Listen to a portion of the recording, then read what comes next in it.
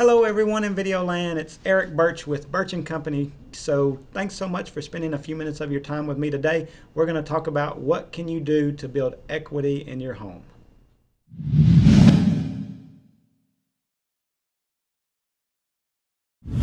All right, so the first way to build equity in your home is to make a huge down payment, or make as much of a down payment as you possibly can. So when you're going in and you're buying that house at $250,000, every nickel, every penny, every dime that you can put down on the front end is yours. It should come back to you. As long as that property is appreciating, then that's just you, what I call putting money back in the bank. So if you can put 5%, 10%, 20%, congratulations. Now, just to debunk the myth that's out there, and we hear this all the time, that you have to have 20% down.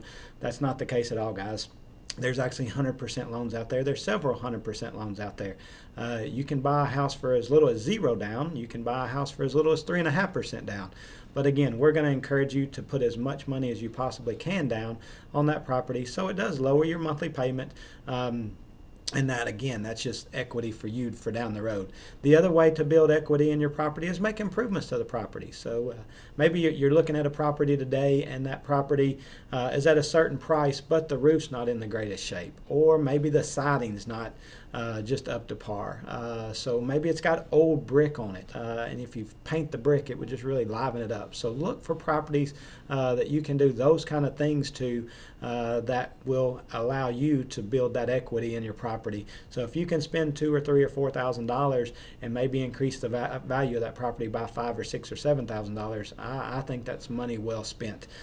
So a good thing to do there.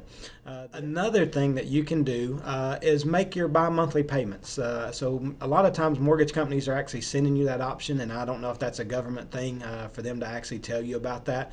But if you make those bi-monthly payments, I think it adds up to an extra payment each year.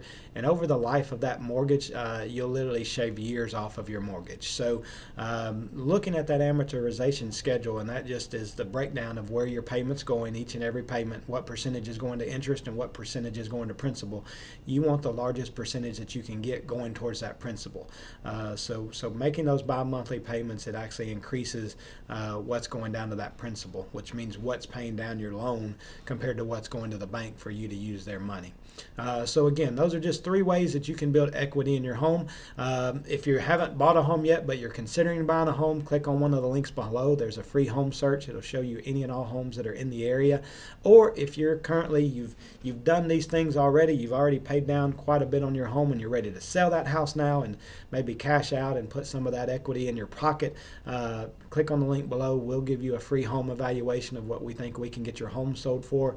No obligation at all. And again, thanks so much for hanging out with me for a few minutes. I hope it was a helpful hint and some helpful tips. And if you've got any specific questions that you would like for me to cover here on this video blog, type them in the comments below.